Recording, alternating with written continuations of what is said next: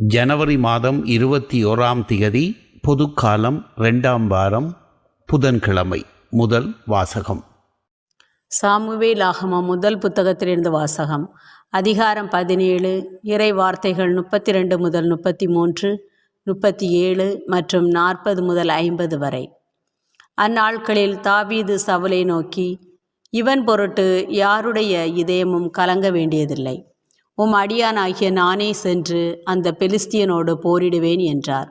அதற்கு சவுல் தாவீதிடம், இந்த பெலிஸ்தியனை எதிர்த்து போரிட உன்னால் இயலாது.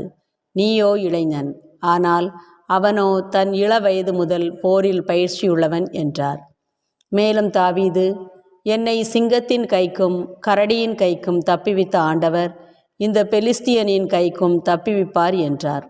அதற்கு சவுல் தாவீதிடம், சென்று வா, ஆண்டவர் உன்னோடு இருப்பார் என்றார். தாவீது தம் கோலை கையில் எடுத்துக்கொண்டார். நீரோடையிலிருந்து வழுவழுப்பான 5 கூழாங்கற்களை தேர்ந்தெடுத்து இடையனுக்குரிய தம் பையில் போட்டிக்கொண்டார்.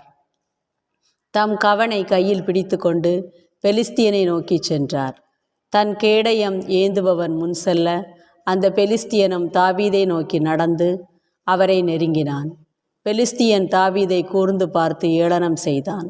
ஏனெனில் அவன் சிவந்த மேனியும் அழகிய தோற்றமுடைய இளைஞனாயிருந்தான். அப்பெலிஸ்தியன் தாவீதை பார்த்து, நீ கோலுடன் என்னிடம் வர நான் என்ன நாயா என்று சொல்லி தன் தெய்வங்களின் பெயரால் தாவீதை சபிக்க தொடங்கினான். மீண்டும் பெலிஸ்தியன் தாவீதை நோக்கி, அருகே வா, வானத்து பறவைகளுக்கும் வனத்து விலங்குகளுக்கும் உன் உடலை இரையாக்குவேன் என்றான். அப்பொழுது தாவீது பெலிஸ்தியனிடம், நீ வாளோடும் ஈட்டியோடும் எரிவேலோடும் என்னிடம் வருகிறாய்.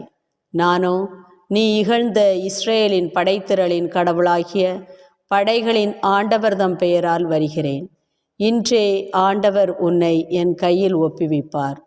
நான் உன்னை வீழ்த்தி உன் உடலை துண்டிப்பேன். பெலிஸ்தியரின் பிணங்களை வானத்து பறவைகளுக்கும் பூவுலக விலங்குகளுக்கும் கையளிப்பேன். இஸ்ரேலரிடையே கடவுள் இருக்கிறார் என்பதை உலகில் உள்ள எல்லாரும் இதனால் அறிந்து கொள்வர். மேலும் ஆண்டவர் வாளினாலும் ஈட்டியினாலும் மீள்கின்றவர் அல்லர் என்று இந்த மக்கள் கூட்டம் அறிந்து கொள்ளட்டும். ஏனெனில் இது ஆண்டவரின் போர். அவரே உங்களை எங்கள் கையில்